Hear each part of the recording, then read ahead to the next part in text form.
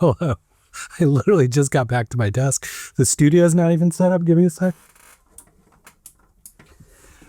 Just got back from the gorge.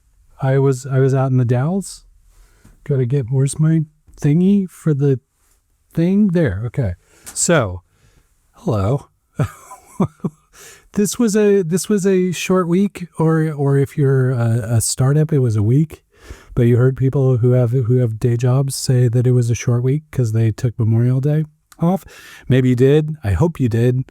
Hope you got some downtime. Short week, kind of slow news week, but still some amazing things happened. Why was I out in the gorge? You ask. Why? Why was I in the Dalles? Well, thank you for asking. And sorry, the studio wasn't all set up in time. But I just got back from the Dalles because I was out there. I had the opportunity to judge the Gorge Pitch Fest 2025. Got to see 5 entrepreneurial concepts from the Mid-Columbia Innovation Hub region, which is Wasco County and a variety of other counties. They rattled them off to me, but I'm like, I can't remember all of them but Wasco. So that's the one I'm gonna stick with. But covers the Mid-Columbia Gorge, so both the Oregon side and the Washington side. So a wide variety of startups pitched. We had things like recycling, water safety, yet IoT for dogs was one of them. But the company that walked away with the win was an RV park. Now hold up. You're like, an RV park? Yes, because the interesting thing here is it's an RV park, campground, recreation spot in Antelope, Oregon. And you may know Antelope from its history as the home of the Bhagwan Sri Rajneesh and the Rajneeshis and that kind of thing. And you may have seen the Netflix, I think it was a Netflix documentary, Wild Wild Country. If you haven't, you should watch it because it's an important piece of Oregon history that you should know about. But anyway, the town of Antelope, very, very small town. I don't remember the exact number, but it was like 37 people or so, like tiny town. And it happens to be one of the locations in Oregon that has been designated a dark sky area, which basically means you go there to Antelope, there is so little light pollution around there that when you stare up at the sky at night, you get the best view of the stars and the essence of the Milky Way and all those kind of things. So sounds amazing, right? Sounds beautiful, right? Well, shouldn't there be somewhere you can go to experience that firsthand? That's the idea behind this Antelope pursuit. And I was really blown away by the pitch, especially blown away by the way the founder pitched the idea in terms of impact, like dollar impact in the community, that how a very, very little bit of money could go a very, very long way and have substantial impact for the community of Antelope. I've been to Antelope before, but I'm excited to go back. I'm excited to see where this project goes. I know they need more people talking about it and learning about it, so I'll continue to track this project as it comes online, as it becomes a bigger and better thing.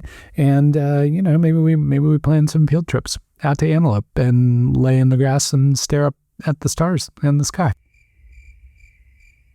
Anyway, it sounds really, really cool. All the other pitchers did really well. Again, the thing I love about this startup pitch event is while it was slightly competitive, everybody got a prize. Everybody got a cash prize. It was worth their time to get up on stage, to practice, to pitch their concepts to folks. I will take the opportunity to write up a longer post that kind of documents everybody and where they placed and what their solutions were and all that kind of thing.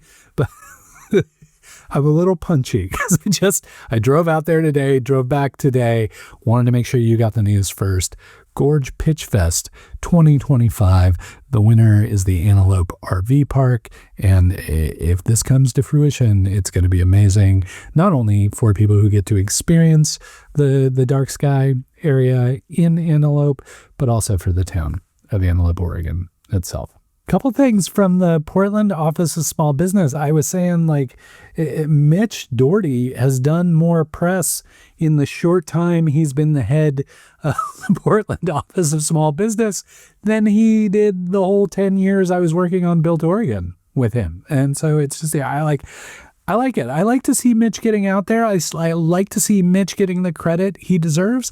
And the Portland Office of Small Business is a really amazing pursuit. It's part of Prosper Portland. It's designed to give small businesses in Portland that point of reference, that place to go, that contact point that they can reach out to when they need help.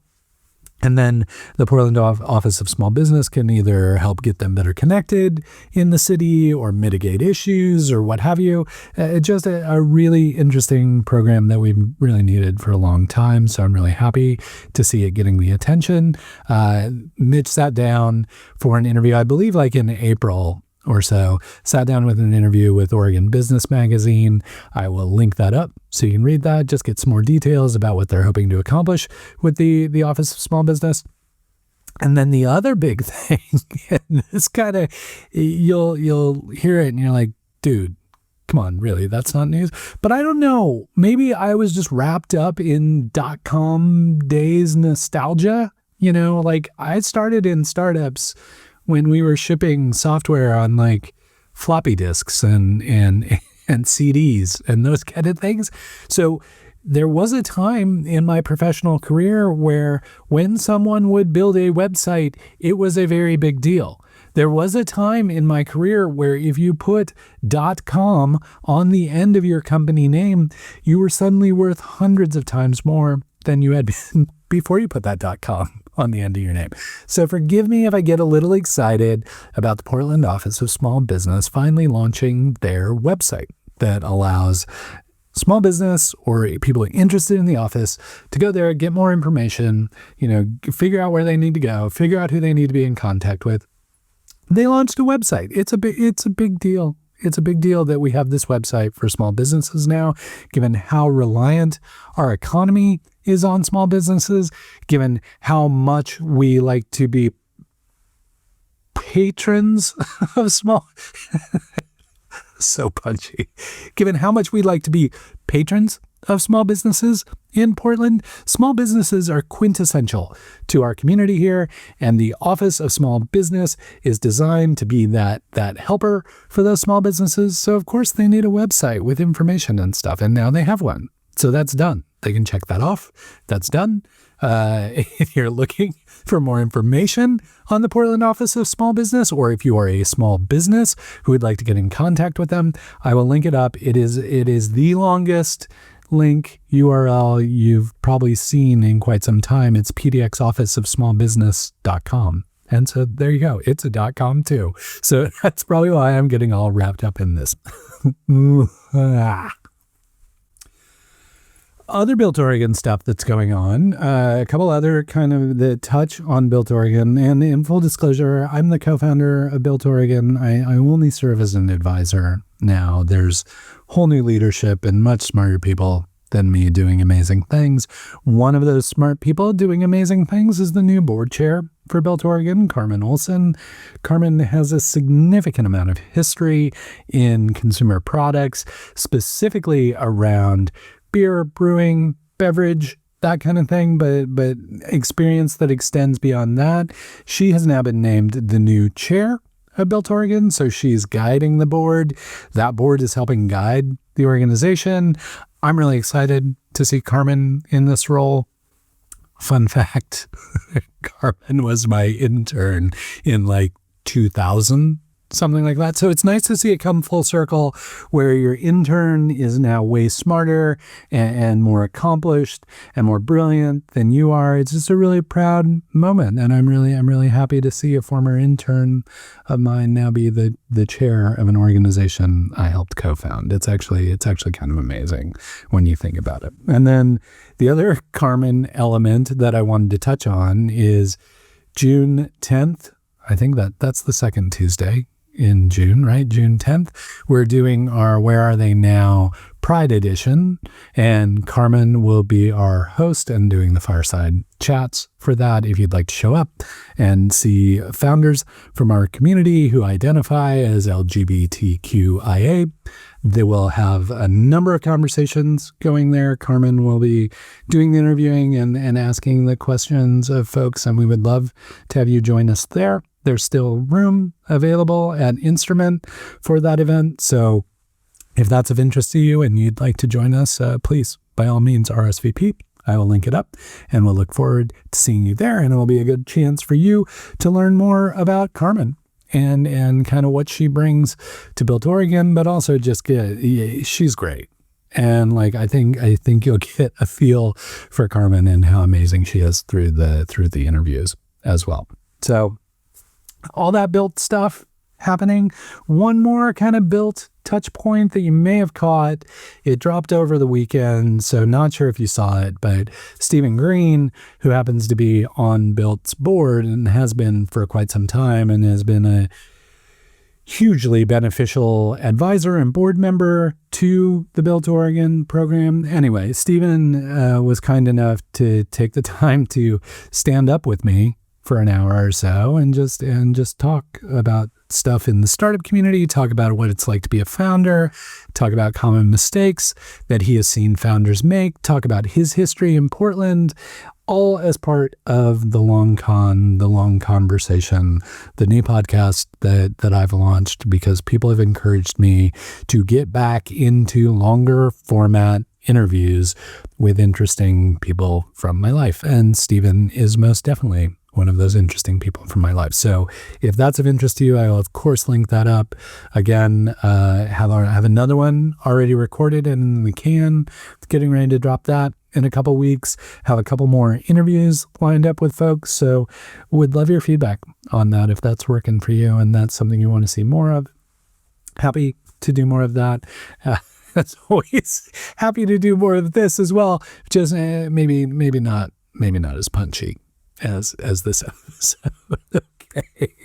Finally, non-Built, but touching on my prior history, and that when I talked about starting in a startup with like shipping software on floppy disks and CDs, that was a digital healthcare startup.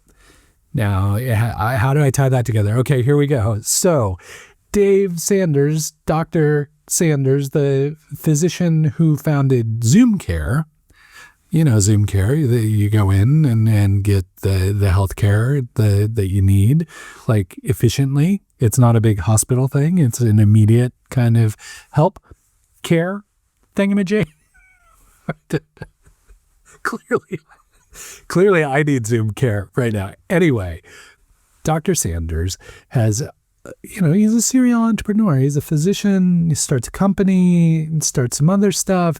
He's currently running Cody MD, which is an AI MD physician agent chatbot kind of thing to help you get answers to healthcare or help guide your healthcare as best AI can.